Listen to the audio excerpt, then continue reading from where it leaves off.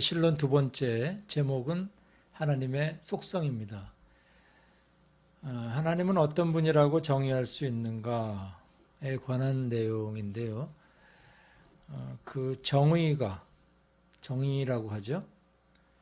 정의가 사람이나 사물의 어떤 특성을 표현하는 단어나 구절이라고 한다면은 하나님에 대해서 엄밀히 말해서 정의할 수는 없습니다. 그 하나님을 정의하는 어떤 단어나 구절을 우리는 찾아볼 수가 없기 때문에 그렇습니다. 엄격하게 말해서 하나님에 대해 정의한다는 것은 불가능한 일입니다. 하나님은 어떤 분이라고 정의할 수 있는가? 인간의 말로는 불가능하죠. 그러나 웨스트민스터 소요리 문답에서 이렇게 하나님을 정의했는데요. 하나님은 그의 존재하심과 지혜와 권능과 거룩하심과 공의와 인자하심과 진실하심이 무한하고 무궁하시며 불변하시는 분이시다. 가장 그래도 완벽한 정의가 아닌가 싶은데, 이 정의라는 것은 한마디로 말해서 하나님이 가지고 계신 속성들, 그 속성들을 나열하면 그것이 하나님의 정의에 가깝지 않을까 이렇게 생각을 합니다. 세상에서 우리가 속성이라고 표현할 때 그것은 어떤 주제 안에서 본질적으로 그것 안에 존재하는 특질들, 이것을 attributes 또는 속성들이라고 합니다.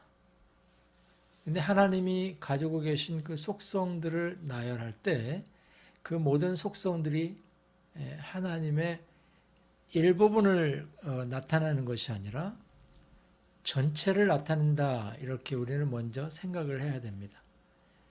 예를 들어서 하나님이 사랑이시다, 사랑이 하나님의 속성 중에 하나다라고 할 때 하나님이 가지고 계신 한 일부분의 속성이 있다, 이런 뜻이 아니라 하나님 전체가 속성이시죠. 그러니까 하나님의 속성을 표현하는 것은 하나님의 전 존재입니다. 하나님의 속성이 여러 가지가 성경 안에서 발견이 되는데 그 속성들은 다 하나님의 전 존재를 나타낸다 라고 보시면 되겠습니다. 하나님의 그 속성을 분류하는 방법이 여러 가지가 있어요.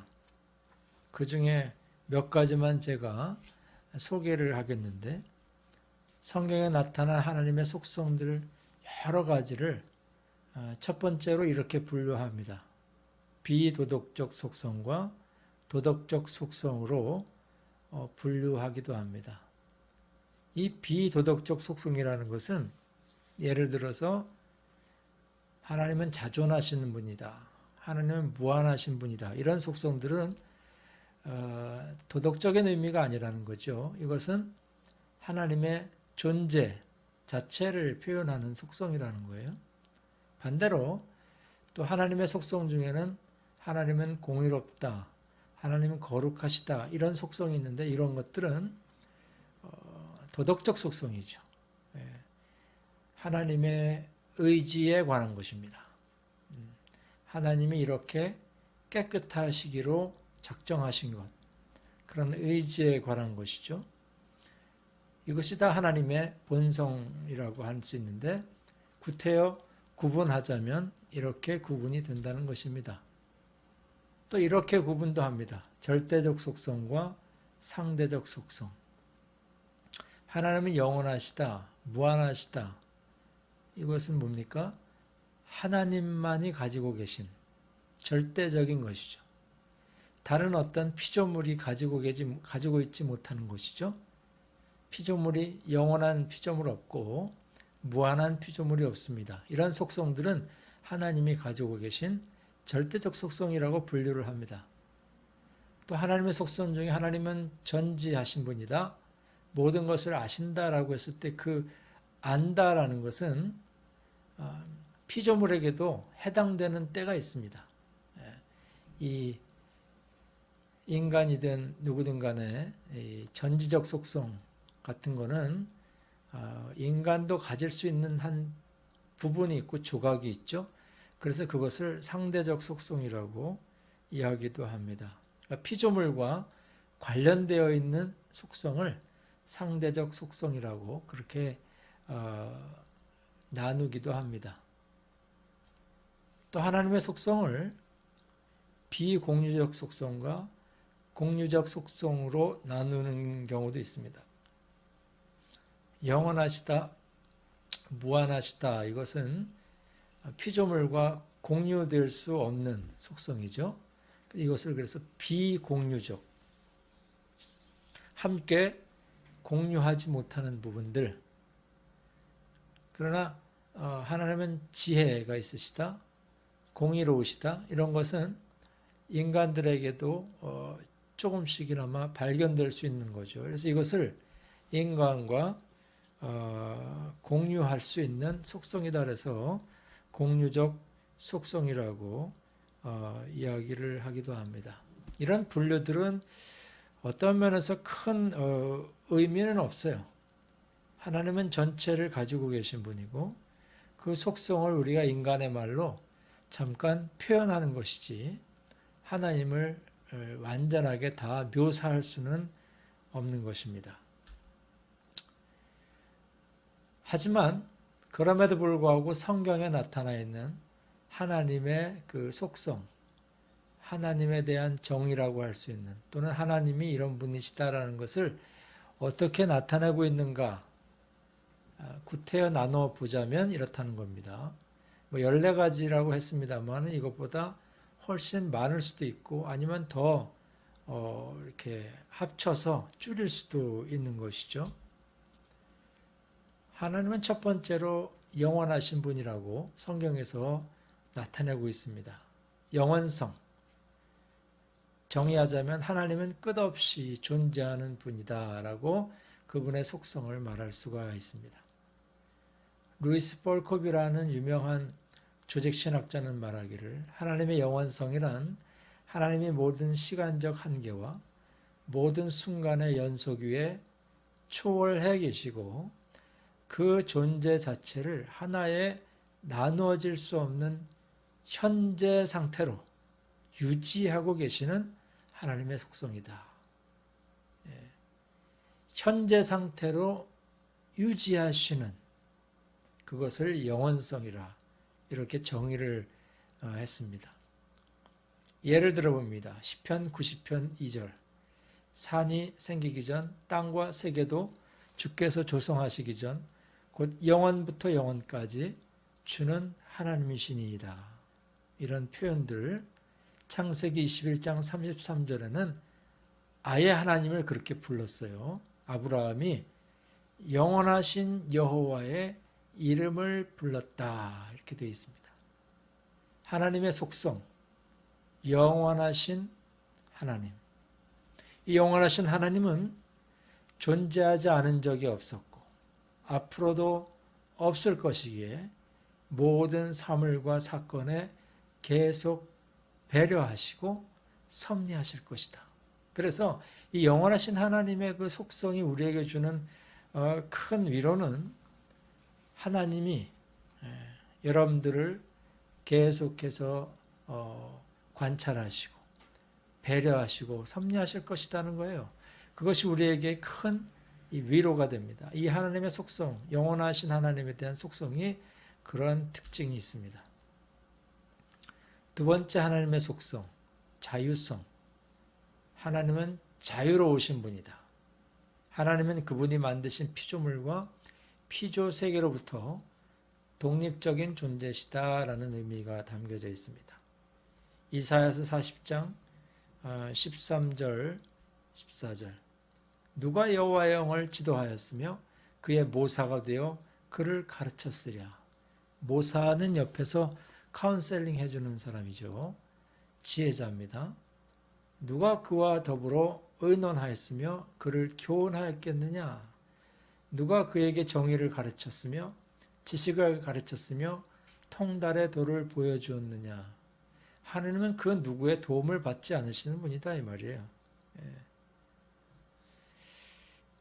하나님이 자유한 존재이기 때문에 어떤 상황에서도 제약을 받으시지 않습니다. 제한을 받지 않으시는 분입니다. 그런 의미에서 자유함을 가지신 속성을 가지고 계시다. 독립적인 존재다. 그러나 이 말은 어떤 상황에서도 제한받지 않으신다는 뜻이 아니라 자신의 속성에 의해서만 제한받으신다라는 것을 우리는 알아야 합니다. 이게 무슨 말이냐? 하나님이 거룩하신 분이다라는 속성이 있잖아요. 그 속성이 하나님이 결코 죄를 만들거나 죄를 짓지 아니하시는 분으로 제한을 하죠. 그러나 그 제한성이 속성에 의한 것이지 자유한 존재로서 어떤 의무를 꼭 이행하셔야만 하는 분은 아니다라는 그 말이에요. 이 다음에 글을 한번 여러분들 읽어서 잘 생각해 보시기 바랍니다. 하나님은 자신이 어떤 의무를 이행하기로 먼저 결정 지으신 경우 외에는 인간에게 어떤 의무를 이행해야 하는 분이 아니다. 그런 의미에서 자유로운 분이다. 하나님은 자유함을 갖고 계시다라는 거예요.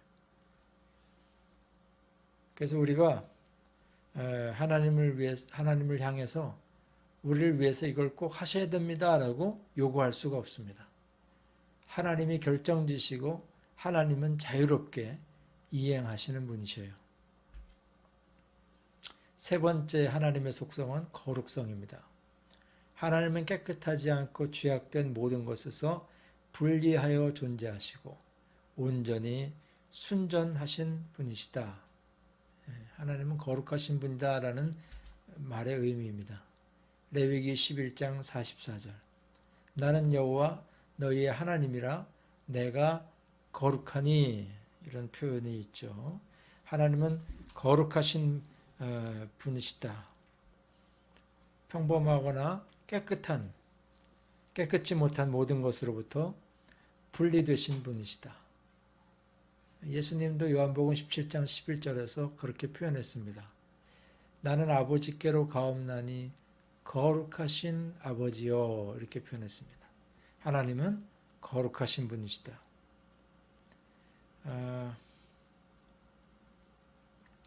예를 들어서 여러분들 건강하다라는 말의 뜻이 무엇입니까? 병이 없다는 말도 되고요. 동시에 아주 에너지가 아주 고취되어 있고 높다는 의미도 있습니다. 에너지가 많다는 의미도 있습니다. 하나님이 거룩하시다는 것은 악이 그분에게 없다는 뜻도 되고 하나님은 적극적으로 또 정의를 실현하는 분이다라는 의미도 갖고 있습니다. 그래서 이사야서 6장 3절 이하에 보면 이사야가 거룩하신 하나님을 만나고 나서 이렇게 말합니다. 화로다 나여 망하게 되었도다. 나는 입술이 부정한 사람이라, 이렇게 표현합니다. 하나님께로부터 분리되는 사람들이 죄인입니다. 왜? 하나님은 거룩하신 분이시기 때문에. 그래서 이 하나님의 거룩성이라는 이 속성은 우리로 하여금 우리의 죄를 민감하게 깨닫게 하는 그러한 중요한 특징이 되는 것이죠. 하나님의 거룩성은 우리의 삶의 표준이 되고 우리가 어떻게 행동해야 될 것인가, 어떻게 살아야 될 것인가를 가르쳐주는 중요한 속성이 되는 것이고, 우리 삶에 있어서 해야 될 것과 하지 말아야 될 것을 나눠주는 중요한 하나님의 속성이라고 말씀드릴 수가 있습니다. 그래서 하나님은 우리에게 이렇게 요구하십니다. 요한일서 1장 7절. 그가 빛 가운데 계신 것 같이 우리도 빛 가운데 행하라, 이렇게 말씀합니다. 그분이 거룩하시기 때문에. 그럴 때 주님이 우리와 사귐이 있고 그분의 피가 우리를 깨끗하게 하실 것이라고 말씀을 하십니다. 네 번째 하나님의 속성은 불변하시는 하나님. 하나님은 변할 수 없고 그래서 변하지 않으시는 분이다. 이 말은 하나님이 움직이지 않는다는 말이 아니고 활동하지 않는 분이라는 뜻이 아닙니다. 언제나 동일하시고 증감이 없으신 분이다 라는 뜻이 되겠습니다. 말라기 3장 6절 나 여호와는 변하지 아니하나니 이런 표현이 있고요. 야고보서 1장 17절 온갖 좋은 은사와 온전한 선물이 다 위로부터 빛들의 아버지께로 내려오나니 그는 변함도 없으시고 이런 구절을 봤을 때 하나님의 속성은 불변하시는 하나님이라고 말씀드릴 수가 있는 것입니다. 변하지 않는 하나님이다. 근데 가끔 성경에 보면 하나님이 후회하셨다 또는 하나님의 뜻을 돌이키신다 이런 표현이 있지 않습니까?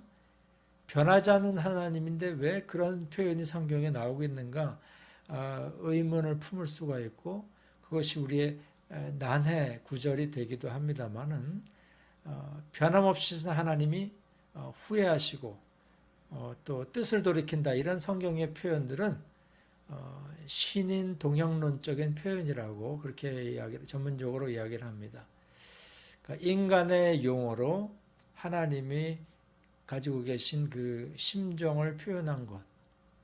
그래서 이 후회하신다, 뜻을 돌이킨다 이것은 하나님이 변하신다는 뜻이 아니라 인간이 가지고 있는 감정이라든지 인간이 가지고 있는 여러 가지 하나님과 유사한 부분들을 표현하다 보니까 그렇게 그런 묘사가 성경에 나와 있다 이렇게 말할 수가 있는 것이죠.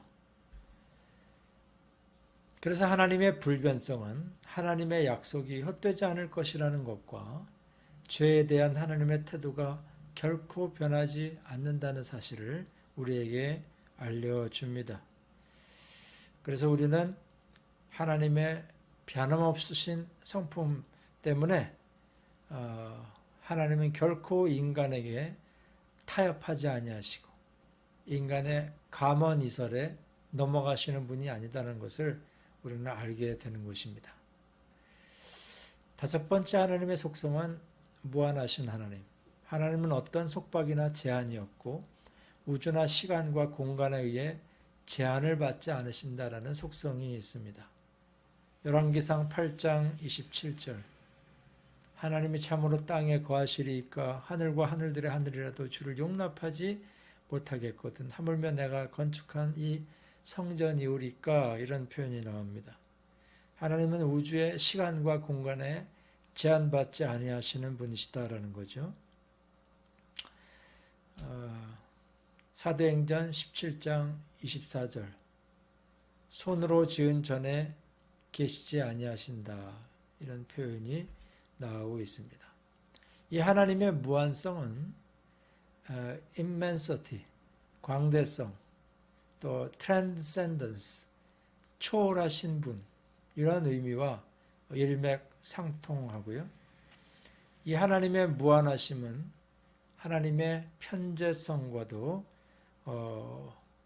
일맥상통합니다. 이 편재성이라는 것은 우주에 어디나 존재하시는 분이라는 뜻이죠. 하나님의 편만하심 이것이 다 하나님의 무한성과도 연관이 있다고 말씀드릴 수가 있습니다. 여섯 번째 하나님의 속성 사랑입니다. 하나님은 호의와 징계를 모두 가지신 분이다. 이것이 사랑입니다. 그냥 호의만 가지고 무조건적인 베품과 사랑만 행하시는 분이 아니라 사랑하시는 자를 징계하시기도 하는 분이다. 이것이 하나님의 속성 중에 하나이죠. 잘 아시는 요한일서 4장 8절 하나님은 사랑이심이라. 이게 하나님의 속성 중에 하나죠. 그래서 하나님은 사랑이시다 해서 그 love 앞에 정관사 더를 쓰지를 않습니다. 그것은 사랑이 하나님 속성 자체라는 것을 표현하는 거예요. 그래서 더를 쓰지 않냐고 인간이 사용하는 사랑의 어떤 제한적인 사랑의 의미가 아니라 그냥 하나님은 사랑이시다. God is love 자체다. 하나님은 사랑 자체다. 그것을 표현하기 위해서 앞에 정관사 더를 붙이지를 않습니다. 반대로 사랑은 하나님이다. 이렇게 말할 수도 없습니다. 이 사랑이 곧 하나님이다라는 이 말은 잘못하면 하나님의 속성을 오해할 수가 있습니다. 사랑이 하나님이 아닙니다. 하나님은 존재 자체가 사랑이시고 그 모든 전 존재가 사랑이십니다. 세상이 말하는 사랑이 하나님이다라고 했을 때는 많은 오류에 빠지게 되고 하나님을 오해하게 될 수가 있어요. 왜 그런지 한번 여러분들 깊이 생각해 보시기 바랍니다. 보편구원론이라는 그 이론이 있는데 유니버설리즘 이게 뭐냐면요. 하나님은 사랑이시니까 이 지구상의 모든 사람을 구원하실 것이다. 믿지 않는 자 중에도 우리나라 선조 중에도 이순신이든 세종대왕이든 누구나 다 구원하실 것이다. 왜? 하나님은 사랑이시니까. 근데 이것은요. 오해가 있는 거예요. 이 보편구원론은 큰 오류에 빠질 수가 있어요. 이것은 잘못하면 큰 이단이 될 수가 있습니다. 왜냐하면 여기에는 하나님의 거룩하심을 오해하고 하나님의 공의로우심을 오해하는 내용이 들어있기 때문에 그렇습니다. 하나님의 사랑이 거룩하심을 억누를 수 없어요. 그리스도를 거절하고 자기의 죄 가운데 죽은 자들까지도 구원하신다는 것을 우리는 받아들일 수가 없습니다. 하나님은 사랑이시지만은 거룩함을 포기하지 않는 분이고 성경에 나타난 구원의 방법, 그 공의로움을 포기하지 아니하시는 분이다라는 것을 우리는 잊지 말아야 합니다. 이 보편구원론 같은 것을 우리는 잘 이해하고 오해하지 말아야 됩니다. 하나님은 사랑하시지만 호의를 베푸시지만 징계도 하시는 분이다. 공의에 따라 벌을 내리시기도 하는 분이라는 것을 꼭 잊어서는 안 돼요. 이게 사랑의 중요한 내용 중에 하나입니다. 7번째 속성, 전능하신 하나님. 하나님은 모든 능력을 가지셨고 그분의 속성과 일치하는 모든 일을 하실 수 있다. Almighty라는 표현은 성경에 약 56번 나온다고 합니다. 이 전능한이란 Almighty라는 표현은 Omnipotence라는 말과 관계가 있습니다. 하나님의 전능성. 이 전능성에 한계도 있는데 어떤 한계가 있느냐? 그분의 속성과 반대되는 일을 하시지는 못한다라는 면에서 한계가 있다는 거예요. 동시에 그분이 하시지 않기로 결정하고 계획하신 것은 하실 수가 없다. 전능하시지만은 이렇게 못하시는 게 있어요. 뭡니까? 속성과 무관한 것. 예를 들어서 하나님은 거짓말을 하실 수가 없습니다. 또 죄에게서 시험을 받을 수가 없는 분이고 자기 자신을 부인하실 수 없는 분이 하나님입니다. 그런 면에서 전능하신 하나님이라는 개념을 우리는 잘 이해해야 합니다. 시편 33편 9절 그가 말씀하심에 이루어졌으며 명령하심에 견고히 섰도다. 하나님이 행하시고자 하는 모든 것들은 말씀 한마디로 다 이루어지게 되는 것이죠. 고린도후서 13장 4절 그리스도께서 약하심으로 십자가에 못 박히셨으나 하나님의 능력으로 살아계시니 전능하신 하나님이 그렇게 행하셨다는 거죠. 그래서 창조의 역사 속에 전능하신 하나님이 역사하셨고 우리의 구원의 역사 속에 전능하신 하나님이 역사하셔서 우리를 죄 가운데 구원하실 수가 있었다는 겁니다. 여덟 번째 하나님의 속성, 편재성. 이 말은 하나님은 항상 전 존재적으로 어디에나 존재하신다라는 의미예요.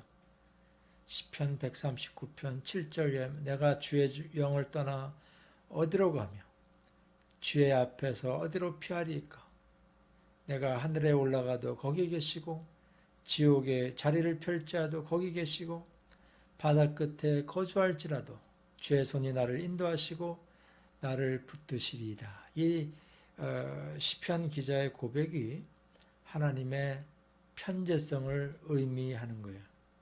이것은 그분의 전 존재가 모든 장소에 있다는 것과 각각의 모든 성도 안에 주님이 내재하시는 것을 의미합니다. 그래서 이 하나님의 편재성은 저와 여러분들에게 큰 힘이 되고 위로가 됩니다. 우리가 어디에 있든지 주님이 우리와 함께 하신다는 것, 지금도 우리와 함께 하셔서 이 영상을 보는 여러분들에게 감동을 주시고 지식을 주시고 여러분들과 지금도 전 존재적으로 함께 하신다는 편재하시는 하나님을 우리는 또 한번 받아들일 수가 있는 거죠. 그런데 요한계시록 4장 14장 10절 같은 데 보면 어린 양 앞에서라는 표현인데 이 장소가 어디냐면 지옥입니다. 불과 유황에 고난받는 지옥에 하나님이 계신다라는 표현으로도 나오는데 이 표현은 불못의 지옥에 있는 사람들도 하나님과 교제한다는 뜻이 아닙니다. 불못에 있는 존재들은 하나님의 얼굴을 배웁지 못합니다. 지금 우리 믿는 신자들과 함께 하시는 하나님이 지옥에 있는 사람들과 똑같이 함께 하시는 분은 아니에요. 그런 의미에서 오해하지 말아야 됩니다. 지옥에 있는 악한 자들에게는 하나님의 얼굴을 돌리십니다. 이 세계의 이단 중에 범신론이라는 게 있는데 1705년에 존 톨랜드라는 사람이 처음으로 이 말을 사용했다고 합니다. 이 범신론이 뭐냐면 하나님은 우주의 마음이요 영혼이다. 그래서 이 이론이 이 편재성과 매우 유사하게 여겨집니다. 근데 차이가 뭐냐?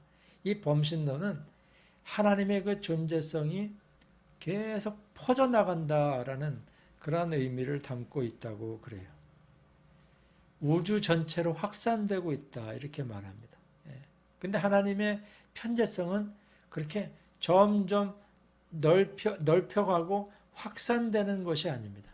이미 하나님의 전 존재가 우주 끝까지 아니면 지금 이 시간에 동시에 존재하는 것. 이것이 편재성입니다.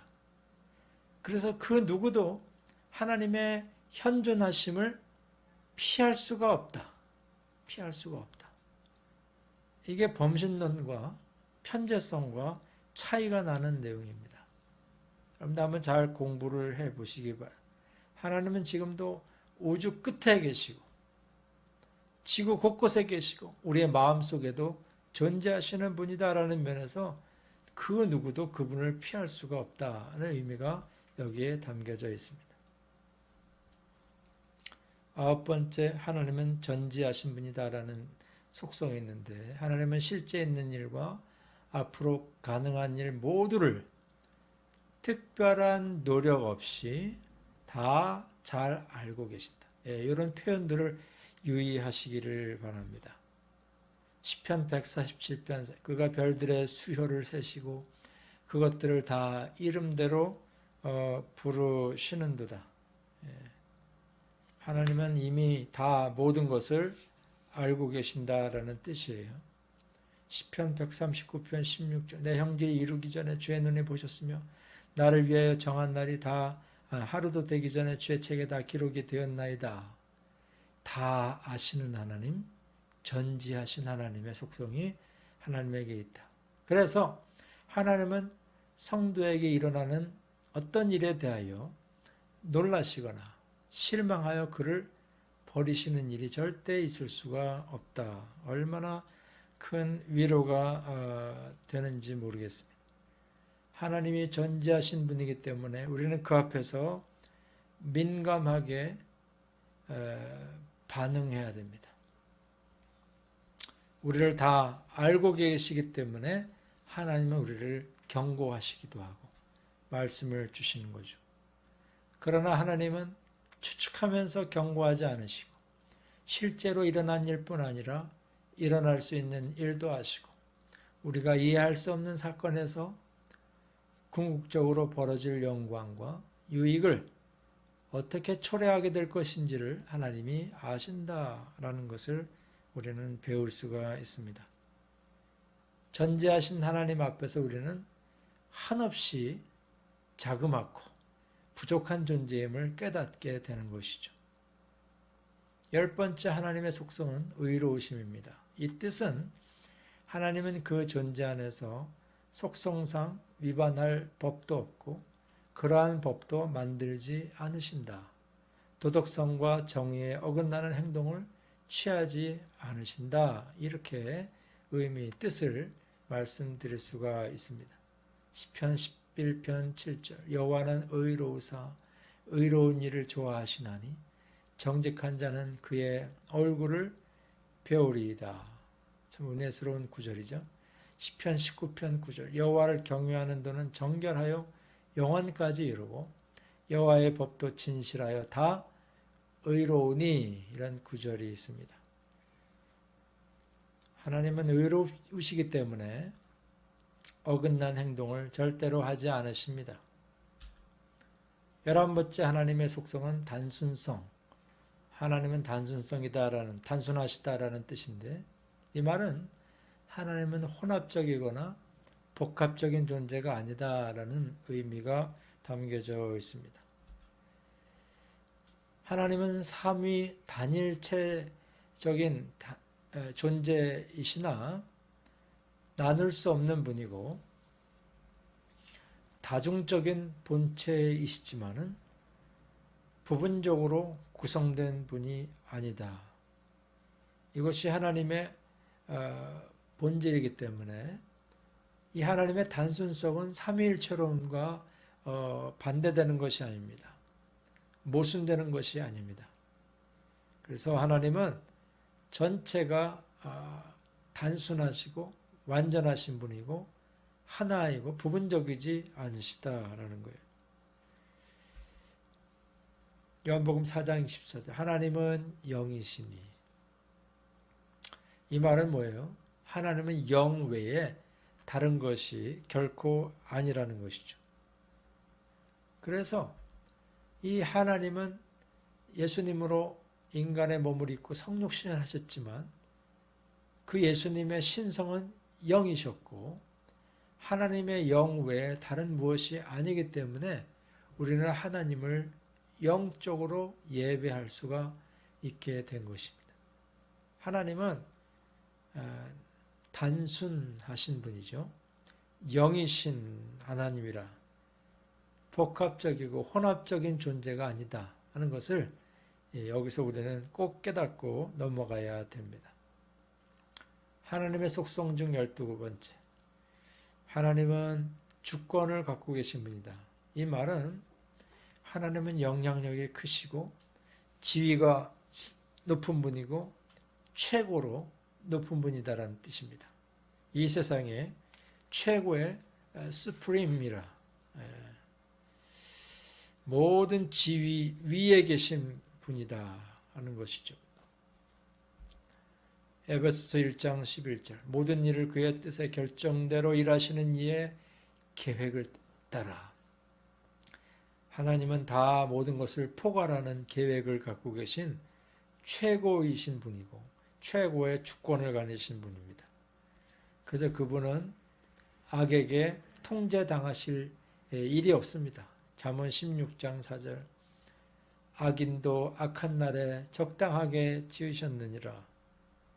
하나님은 악인조차도 계획하시고 모든 것을 통제하십니다. 그래서 결국은 마지막 날에 모든 피조물 가운데 영광과 찬송을 받으시게 하기 위함이 그 창조의 목적이 되어 있는 것이죠. 하나님은 모든 것을 주관하시고 창조하셨지만 인간의 범죄에 개입하지 않으셨다. 알지 못하는 어떤 이유로 죄가 존재하는 것을 허락하시지만은 인간의 자유의지를 말살하지 않으시면서 그렇게 하신다. 이것이 하나님의 놀라운 주권입니다. 하나님이 가지고 계신 최고 높은 지위의 권한인 것이죠. 13번째 하나님의 속성은 진실하신 분이시다. 하나님은 자신과 일치하시는 분이며 그렇게 되어야 할 모든 것이며 그분의 진실된 모습 그대로 스스로 계시하셨고 그래서 그분은 신뢰할 만하다라는 의미가 되겠습니다. 디도서 1장 2절 영생의 소망을 위함이라. 이 영생은 거짓이 없으신 하나님이 이런 표현이 거짓이 없으신 하나님 진실하신 하나님 로마서 3장 4절 그럴 수 없느니라 사람은 다 거짓되되 오직 하나님은 참되시다 할지어다. 진실하신 하나님 이 진실하신 하나님은 참되시기 때문에 자신의 속성과 일치하지 않은 일을 하실 수 없고 또 그분이 하신 약속은 파기할 수 없고 그분의 말씀 성경 또한 오류가 없는 참된 말씀이다라는 것을 우리는 여기서 알 수가 있는 거죠. 하나님은 믿을 만한 분이고 진실한 분이다. 그런 속성을 가지고 계신다는 거예요. 마지막 14번째 하나님은 단일함을 가지고 계신 단일성이 그분의 속성인데 이것은 오직 하나님은 나뉠 수 없는 오직 한 분이시다 라는 의미가 되겠습니다. 하나님은 한 분이시다. 신명기 6장 4절 쉐마 9절이죠. 이스라엘아 들으라. 우리 하나님 여호와는 오직 유일한 여호와이시니 하나님은 한 분이시다는 것을 여기서 알 수가 있습니다. 에베소서 4장 6절 마찬가지 하나님도 한 분이시니 곧 만유의 아버지시라. 만유에 계시고 만유를 통일하시고 만유 가운데 계시도다. 하나님은 별개의 본체를 갖고 계신 분이 아니라 하나님은 그의 그 수나 특성에 있어서 한 분인 분이시다. 이것이 하나이신 하나님의 유일하신 하나님의 특징이라고 볼 수가 있습니다. 결론적으로 말하면요, 인간은 자신이 조작하고 통제할 수 있는 거짓된 신을 끊임없이 만들어내고 창조하죠.